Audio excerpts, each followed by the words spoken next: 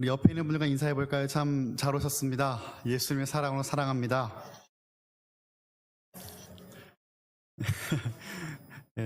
오늘만 더욱더 할 수 있는 인사죠.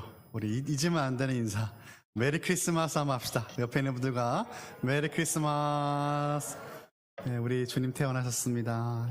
기쁨의 성탄입니다. 오늘 예배를 통해서 최고의 선물이신 예수님을 우리가 더욱더 만나고 그 은혜를 다시금 깨닫고 체험하는 귀한 성탄 예배가 되길 간절히 축복합니다. 많은 성서학자들은 스가랴서를 가리켜서 구약 성경 중에서 가장 메시아적이고 가장 묵시적이고 가장 종말론적이다라고 말을 하였습니다. 여기서 묵시적이다라고 하는 말은 하나님의 계시를 통해서 진리가 드러나는 것을 의미하죠. 그리고 종말론적이라는 것은 마지막 때와 그 마지막 날에 대한 메시지를 담았다라는 것이에요. 스가랴서에는요, 이 땅에 오신 메시아에 대한 아주 많은 강조가 되어 있습니다. 그래서 가장 메시아적이고 가장 묵시적이고 가장 종말론적이다라고 이야기를 한 거예요. 스가랴에서는요, 신약성경에서 인용된 이 스가랴서의 말씀이 총 41번이나 됩니다. 성탄절을 맞이하여서 예수님의 이 강생하심, 탄생을 기념하고 다시 오실 예수님의 재림을 기다리는 우리들이 나누게 될 아주 귀한 말씀, 가장 적합한 말씀이 저는 스가랴라고 생각하였습니다. 스가랴는 그 선지자의 이름이에요. 이 이름의 의미는 God remembers, 하나님이 기억하신다라고 하는 이름의 뜻을 갖고 있었습니다. 스가랴가 활동한 시기는요, 한치 앞을 바라보지 못했던 암흑기였습니다. 하나님의 선민, 우리 집사님 계시죠? 김선민 선생님 말고 하나님의 선민, 선택받은 민족 이스라엘은 결국 그들이 하나님을 떠나고 범죄한 것으로 결과를 맺게 되죠. 이 북이스라엘은 BC 722년에 아수르라는 나라에 의해서 멸망을 당해요. 그리고 남유다 역시 BC 605년도에 바벨론과의 전쟁에서 패배한 것으로 첫 번째 포로로 잡혀간 것으로 시작해서 BC 586년도에 예루살렘 성전이 무너지면서 결국 바벨론에 의해서 모두 멸망당하고 맙니다. 이로부터 많은 시간이 지났어요. 우리가 알고 있는 다니엘과 에스겔 모두 바벨론에 끌려가서 그곳에서 살았던 인물들이죠. 시간은 그렇게 흘러갔고 처음 포로로 잡혀간 때를 기준으로 정확하게 70년이 지나요. 70년이 지나면요, 하나님의 예언 말씀처럼 1차 포로 귀환이 이루어지게 됩니다. 포로로 잡혀갔다가 이제 고향으로 돌아오게 된 거예요. 돌아온 지 20년 정도 지납니다. 하지만 이들은 영적으로 그리고 재정적으로 정치적으로 여전히 바닥이었어요. 파산 상태에 있었습니다. 1차 포로 귀환을 이끌었던 사람은 스룹바벨이라고 하는 사람인데 처음 2년 동안 성전의 기초를 놓았던 사람이었어요. 이스라엘 백성들에게 있어서 성전은 너무나 중요한 장소입니다. 그들의 하나님 어떤 하나님이에요? 아브라함의 하나님, 이삭의 하나님, 야곱의 하나님. 그 하나님께서 애굽에서 400년 동안 종살이했던 그들을 구원해내시고 이끌어내셨어요. 그리고 하나님의 그 임재를 상징하는 그 장소가 바로 성전이었습니다. 물론 이제 성막으로 시작했던 장소가 나중에 성전으로 발전을 하였죠. 하나님을 예배하기 위해 하나님께 나아갈 수 있는 그 매개체가 성전의 역할이었고 성전이었습니다. 그런데 팔레스타인 그 주변 족속들과 나라들이 방해한 거예요. 성전을 짓지 못하도록 방해했죠. 성전 건축은 16년이나 방치가 된 상태로 있었습니다. 더 이상 진행될 것 같지 않아 보여요. 귀환이 이루어진 지 20년이 가까이 지났지만 아무런 성과가 없어 보입니다. 이러한 상황이 오늘 본문 스가랴 말씀이 기록될 당시 예루살렘에 거주하고 있는 백성들의 상황이었어요. 이들에겐 활력소가 필요했습니다. 뭔가 도움이 필요했어요. 절실했어요. 그들이 필요했던 것은 하나님의 말씀이었습니다. 이렇게 밑바닥까지 내려간 이스라엘 백성들을 하나님은 그대로 그냥 방치해두지 않으셨고 스가랴를 통해서 말씀하시는 겁니다. 스가랴 이름의 뜻이 무엇이라고요? 하나님은 기억하신다. 하나님 잊지 않으셨어요? 하나님은 스가랴 이름처럼 이스라엘 백성들을 기억하고 계셨습니다. 스가랴서는 총 두 부분으로 나눠져 있어요. 1장부터 8장까지는 스가랴 선지자가 예언의 말씀을 선포할 그 당시의 역사적 사건들이 관련되어 있고 기록되어 있습니다. 그리고 두 번째 부분은 9장부터 그 끝까지 14장까지인데 이 말씀은 스가랴 선지자 당시의 그 사건들이라기보다는 먼 미래에 일어날 앞으로의 일어난 일들에 대한 종말론적인 예언의 말씀이 바로 두 번째 부분입니다.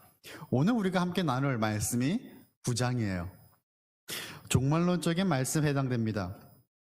이 두 번째 부분은 예수님께서 이 땅에 오심으로 성취된 말씀도 있지만 아직 성취되지 않은 앞으로 일어나게 될 말씀도 있어요. 그래서 우리가 이제 종말론이라고 말씀을 드린 거예요.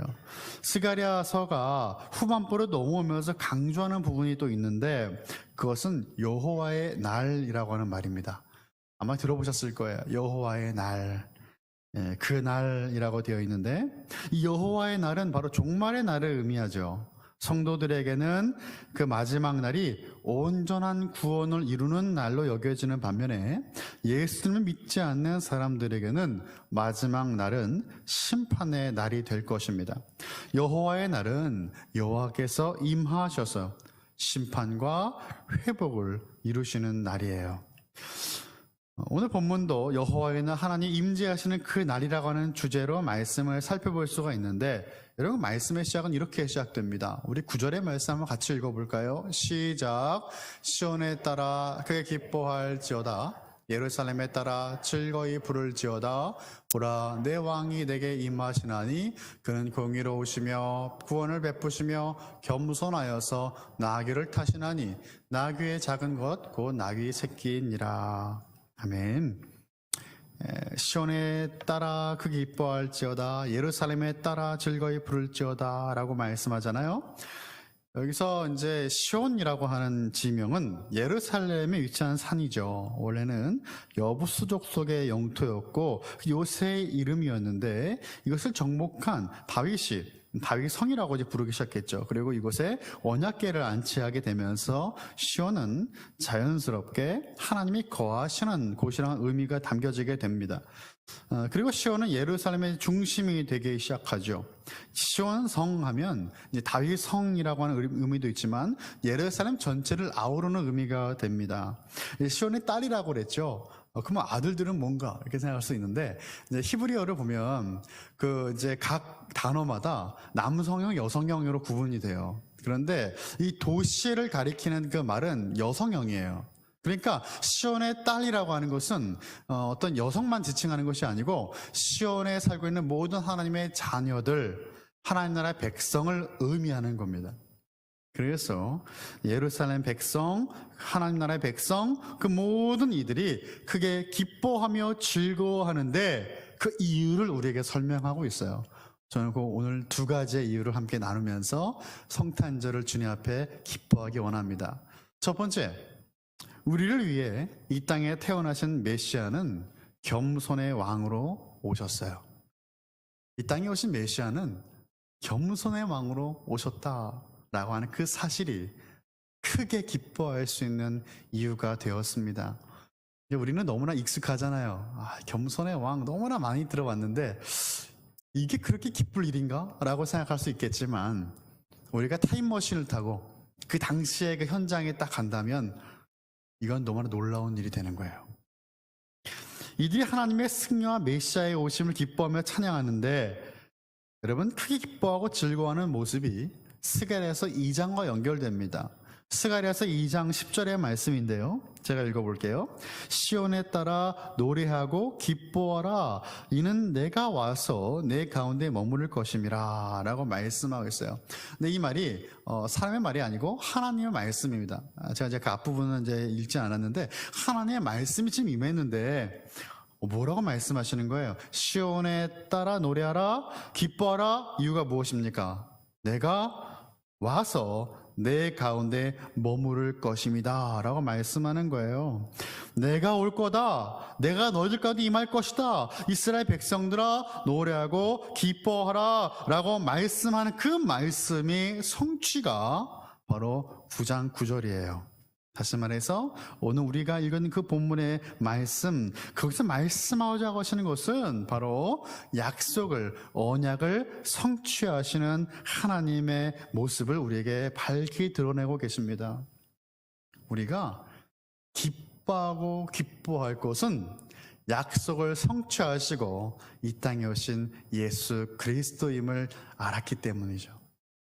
약속을 이루신 그 주님 앞에 우리는 기쁨의 고백을 드릴 수가 있는 것입니다.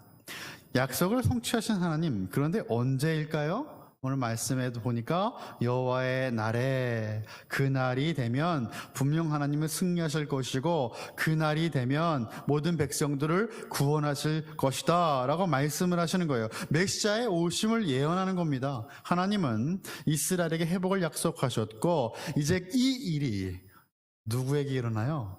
예수 그리스도의 탄생으로 실제로 성취가 되었습니다. 9절은 왕이 예루살렘에 입성하는 모습이에요. 오늘 본문의 말씀에 겸손하다라고 사용된 히브리어 단어가 아니라는 단어입니다. 아니, 재밌죠? 예. 아니? 이게 웬걸? 이렇게 겸손한 모습으로 예수님이 그렇게 오셨다라는 거예요. 이 단어가 흔히 가난한 자를 가리킬 때 주로 사용되었는데요. 이제 겸손하다라고 번역이 되었지만 가난하다라고 하는 의미도 있어요. 여러분, 왕은 겸손할 필요가 없습니다. 왕은 가난한 존재가 아니에요. 그런데 왕이 가난하고 겸손하다면 그 모습은 자발적인 모습이죠. 자발적으로 하늘 보좌 영광 버리시고 이 땅 가운데 겸손의 자리로 가난한 모습으로 오시는 그 예수 그리스도의 모습인 것이에요. 그 겸손함이 지금 어떻게 나타나고 있습니까? 겸손하여 나귀를 탔다라고 말씀을 하죠. 근데 그냥 나귀도 아니고요. 나귀의 작은 것, 새끼 나귀를 탔다라고 말씀해요. 고대 이스라엘 사회에서 나귀는 중요한 운송 수단이었습니다. 물론 사람들도 나귀를 타곤 했어요. 어린 아이들이나 여자들이 나귀를 탔죠. 근데 장성한 남자는 거의 나귀를 타지 않습니다. 말이 귀했던 시기에는 이제 말과 병거는 두려움 그 자체였어요. 왜냐하면 말 자체가 이제 병기였기 때문에 이제 말은 곧 이제 병사들과 연결이 되었죠. 그러니까 말은 전쟁과 연결이 되는 동물인 거예요. 예루살렘의 이말 왕은 열방의 왕들과는 다른 모습입니다.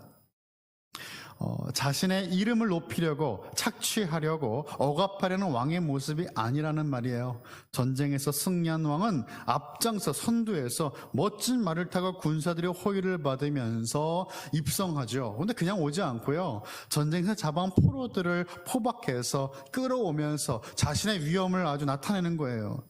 그리고 이제 성으로 입성하는 시간은 왕의 어떤 그런 힘을 자랑하는 절의 기회가 되었습니다. 그런데 시온에 입성하는 왕은 어떤 모습이라고요? 겸손하게 어린 나귀를 타신다라는 거예요.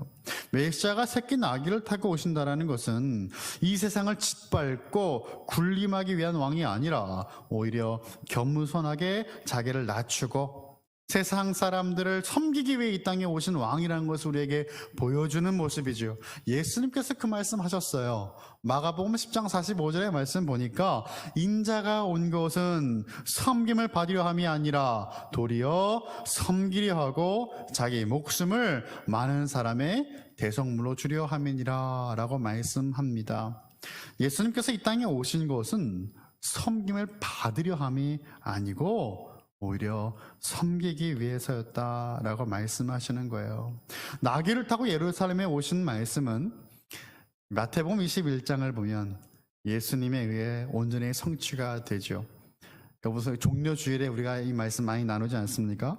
선자를 통하여 하신 말씀은 이루려 하심이다 라고 마태는 그렇게 기록하고 있고 증거하고 있습니다.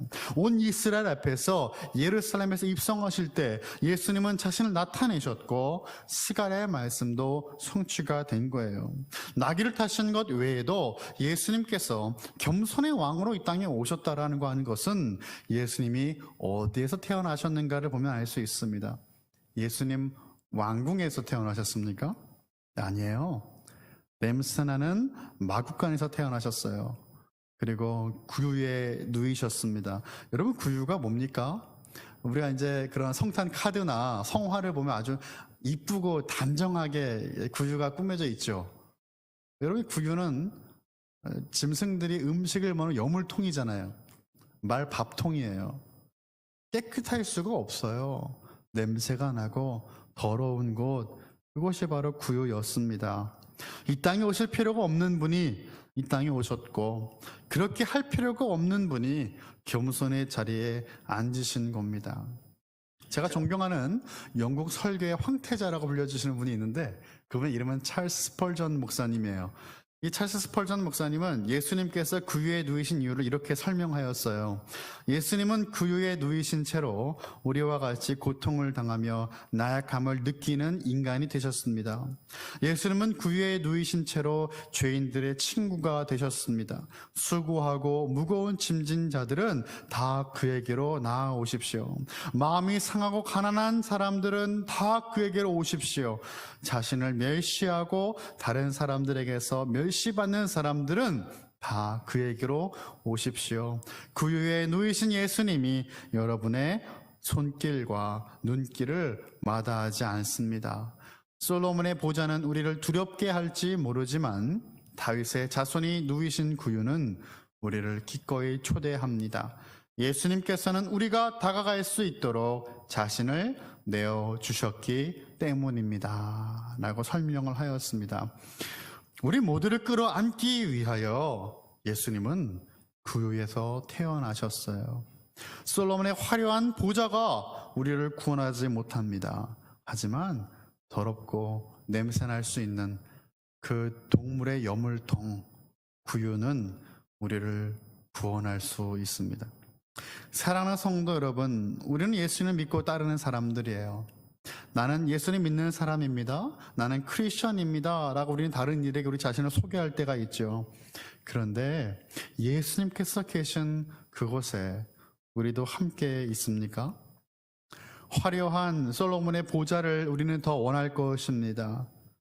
수고하고 무거운 짐진 자, 마음이 상하고 가난한 자, 멸시받는 자, 죄인들과 세리들과 창녀들 모두가 나아갈 수 있는 분, 그 예수 그리스도, 그분의 겸손함이 저와 여러분의 겸손함 되길 간절히 소원하고, 오늘도 주님께서 계신 그곳에 우리가 함께 거하여 주님의 손과 발 역할을 감당할 수 있는 성탄을 맞이한 우리 모든 성도님 다 되시기를 예수님의 이름으로 축원합니다. 두 번째, 메시아는 평화의 왕으로 이 땅에 오셨습니다. 평화의 왕으로 오셨습니다. 오늘 본문은 단순히 왕이 입성한 것을 의미하지 않아요. 여기에서 왕이 이들에게 왔다라고 하는 것은 전쟁에서 승리한 그 이후에 왕의 귀환이 이루어진 겁니다. 그리고 왕은 그들을 구원할 메시아를 의미하고 있죠. 너의 왕이 너에게 임하시나니 라고 하는 그 말씀은 그냥 그런가 보다 하고 끝낼 수 있는 그런 아주 간단한 말씀이 아니에요. 이스라엘 백성들이 오랫동안 기다려왔던, 아무런 소망이 없는 그들의 삶 가운데 갑자기 임하신 그 말씀, 칠흑 같은 어둠 가운데에 한 줄기의 빛이 비춰주신 그 말씀이에요. 그렇게 오랫동안 기다렸던 메시아를 가리킵니다. 이사야서 9장 6절부터 7절의 말씀을 보면 메시아의 탄생에 대해서 우리에게 이렇게 말씀하고 있어요. 이사야서 9장 6절부터 7절입니다. 이는 한 아기가 우리에게서 낳고 한 아들을 우리에게 주신 바 되었는데 그의 어깨에는 정사를 메었고 그의 이름은 기묘자라 모사라 전능하신 하나님이라 영존하시는 아버지라 평강의 왕이라 할 것임이라. 그 정사와 평강의 더함이 무궁하며 또 다윗의 왕자와 그의 나라에 군림하여 그 나라를 굳게 세우고 지금 이후로 영원히 정의와 공의로 그것을 보존하실 것이라. 만군의 여호와의 열심히 이루시리라. 아멘. 한 아기가 우리에게서 낳았다라고 말씀을 하시고요, 한 아들을 우리에게 주신 바 되었다고 말씀을 하는 겁니다. 메시아에 대한 이 예언의 말씀을 읽으며 이스라엘 백성들은 오랜 시간 동안 기다렸어요. 이런 메시아에 대한 예언의 말씀은 한두 개가 아니죠. 그런데 오늘 스가랴의 말씀에서는 그 기다림을 끝내고 이제는 왕이 오신다라고 하는 기쁜 소식을 우리에게 전하고 있는 겁니다. 메시아가 온다라고 하는 그것은 그 자체가 바로 기쁜 소식이에요. 복음입니다. 우리 앞에 이쁘게 걸려져 있는 이거 현수막, 기쁘다 구주 오셨네, 맞나요? 네, 혹시라도 네, 기쁘다 구주 오셨네라고 하는 그 고백은 여러분 그냥 형식적인 고백이 아니고 찬송하기 때문에 하는 고백이 아니고 우리의 마음속 깊은 곳에서 우러나올 수 있는 참된 기쁨의 고백이 되어야 합니다. 메시아가 오시는 것은 구원받을 만한 이유가 있기 때문이 아니었어요. 이스라엘 백성들도 그렇죠. 하나님께서 언약의 말씀을 주셨기 때문에 오신 거예요. 그들이 잘해서가 아니란 말이죠. 선물을 받은 겁니다. 우리에게서 최고의 선물, 우리 시리즈로 말씀 나누고 있잖아요. 그 최고의 선물. 근데 여러분, 만약에 선물을 받은 자가 이렇게 얘기를 하는 거예요. 내가 손을 뻗어서 선물을 취했다라고 한다면 저는 그것은 억지일 것입니다. 먼저 찾아와 주셨고 손 내밀어 주셨으며 어둠에 있던 우리를 비춰 주신 것이죠. 여호와의 날이 되자 그날에 말씀이 육신 입고 이 땅에 오신 그 인커네이션, 성육신의 사건, 어마어마한 사건이 바로 성탄이다 이 말이에요. 처녀인 마리아가 성령을 통해 잉태가 되었습니다. 이 믿기 어려운 기적을 받아들이기 정말 힘들었었던 인물은 아마도 마리아의 남편 요셉이었겠죠. 요셉은 조용히 마리아와의 약혼을 파혼하려고 했어요. 그때 꿈에서 천사가 나타나 말을 합니다. 이 말씀이 마태복음 1장 20절에서 23절의 말씀이에요. 좀 길지만 제가 읽겠습니다. 이 일을 생각할 때에 주의 사자가 현몽하여 이르되 다윗의 자손 요셉아 내 아내 마리아 데려오기를 무서워하지 말라. 그에게 잉태된 자는 성령으로 된 것이라. 아들을 낳으리니 이름을 예수라 하라. 이는 그가 자기 백성을 그들의 죄에서 구원할 자이심이라 하니라. 이 모든 일이 된 것은 주께서 선지자로 하신 말씀을 이루려 하심이니 이르시되 보라 처녀가 잉태하여 아들을 낳을 것이요 그의 이름은 임마누엘이라 하리라 하셨으니 이를 번역한즉 하나님이 우리와 함께 계시다 함이라. 아멘.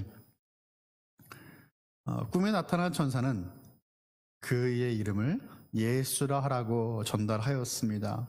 예수의 그 이름의 뜻은 구원자라고 하는 뜻이죠. 이 모든 일이 결코 우연이 아니었습니다. 즉흥적인 것이 아니었다 이 말이에요. 구약의 메시아에 대한 예언과 하나님께서 자기 백성을 구원하시겠다는 약속을 이루시려고 하는 하나님의 철저한 계획이었습니다. 처녀가 잉태해 아들을 낳을 것이고 그는 임마누엘이라 말씀하십니다. 이 말씀은 이사야서 7장의 말씀이에요. 성경은 하나님이 우리와 함께 하셨다라고 하는 의미의 임마누엘이 바로 예수님이셨다라고 우리에게 증거하는 겁니다. 예수님이 이 땅에 오신 것 자체가 하나님 우리와 함께 하셨다라고 하는 증거가 되는 것이에요. 암흑과 같고 칠흑과 같은 어둠 속에 있고 어떠한 소망도 보이지 않는 그 삶에 있을지라도 우리 주님은 변찮은 약속하심으로 우리와 함께 하시는 분임을 믿으시기 바랍니다. 우리 주님은 임마누엘의 하나님이세요. 그분은 자신의 백성을 결코 버리지 않으십니다. 여호와의 날에 임하신 것입니다. 입성하셨어요. 들어오신다라는 거예요. 오늘 본문은.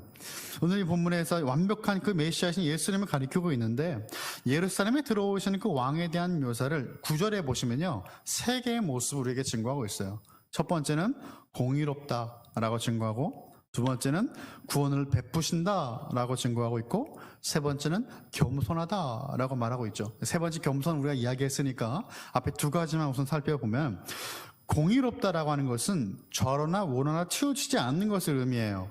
그러니까 기준에 적합하다, 그래서 올바르다, 영어로 하면 just, 그리고 곧다, straight, 것을 의미해요.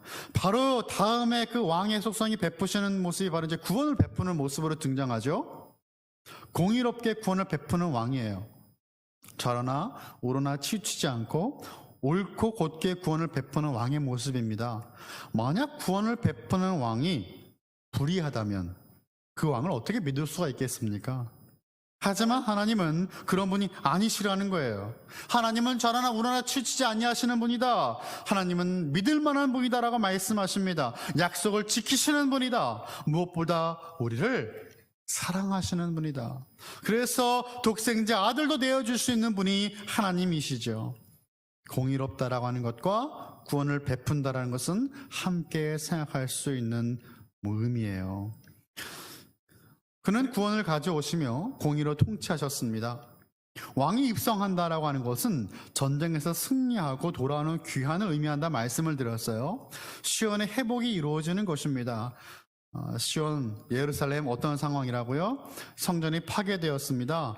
예루살렘 도시 자체가 없어요.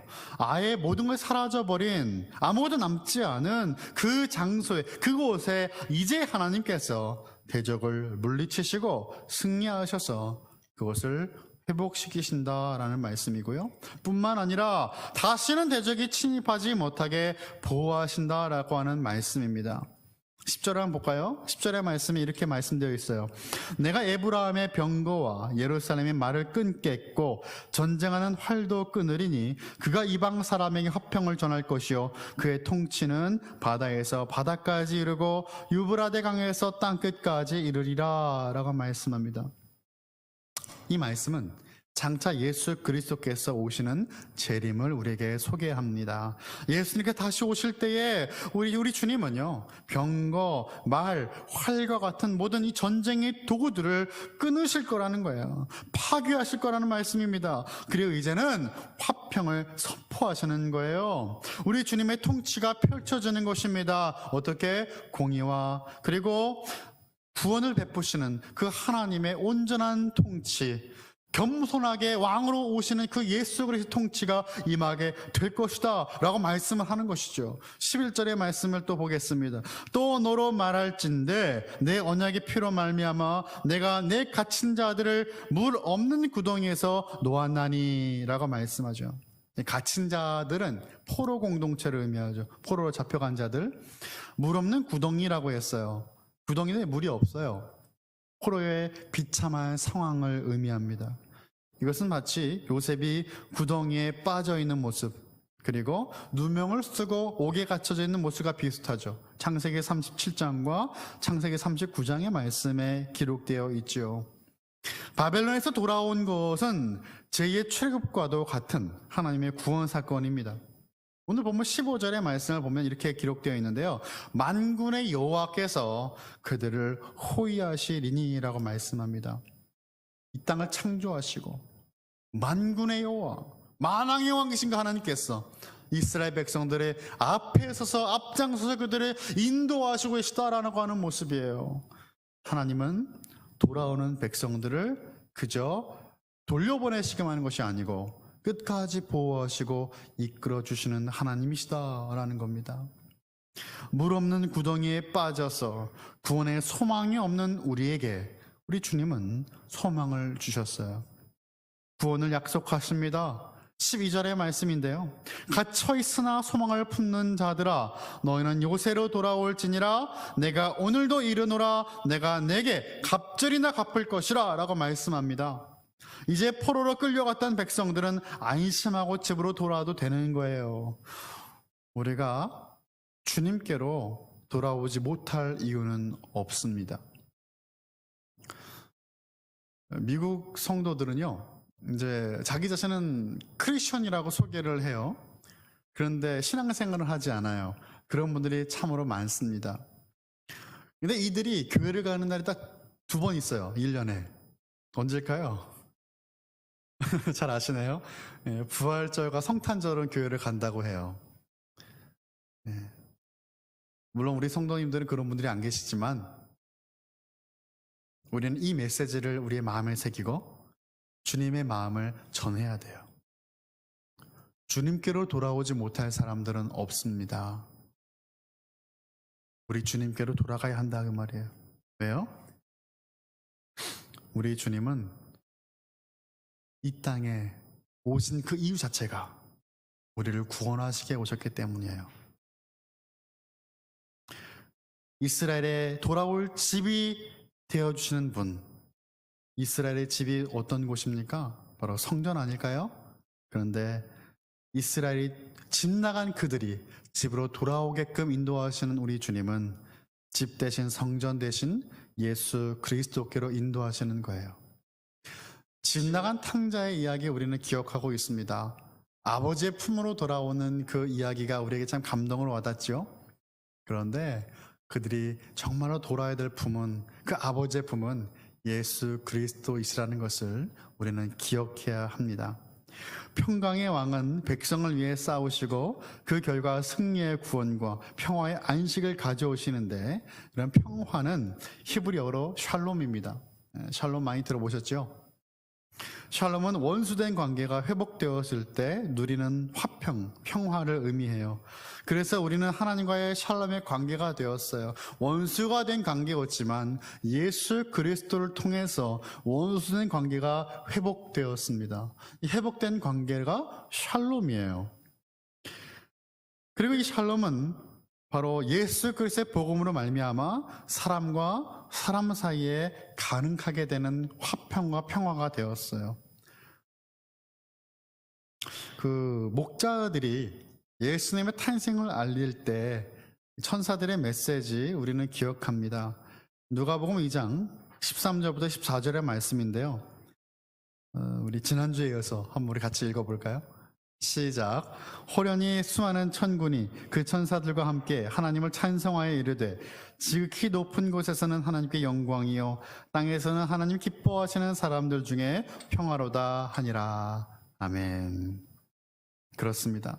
하나님의 뜻이 이 땅 가운데 이루어지는 것, 예수님을 통해 이루어졌기 때문에 하나님께 영광인 거예요. 땅에서는 하나님이 기뻐하시는 사람들 중에 평화라고 말씀했습니다. 이제 예수 그리스도를 통해서 하나님과 샬롬의 관계를 회복한 우리는 사람과 사람의 관계를 통해서 온전한 샬롬의 관계가 회복된 평화를, 참된 화평을 누릴 수가 있기 때문에 그 평화가 선포된 거예요. 말씀을 맺습니다. 예수님은 어린 아기를 타고 예루살렘에 입성하셔서 세상의 기대와 환호와 어울리지 않는 모습, 그들의 모든 환상을 다 깨부수시고 이 땅에 오셨어요. 경무선의 모습으로 오셨어요. 뿐만 아니라 예수님은 육신 입고 이 땅에 태어나실 때에도 화려한 왕궁에서 태어나신 것이 아니라 누추한 마구간에서 태어나셨습니다. 하늘 보좌를 포기하고 이 땅에 낮고 낮은 모습으로 태어나시고 인류를 구원하시고자 하나님의 뜻을 죽기까지 순종하며 철저하게 이루신 그 겸손의 모습으로 오셨습니다. 우리는 예수님을 매일매일 더욱더 닮아가고 있습니까?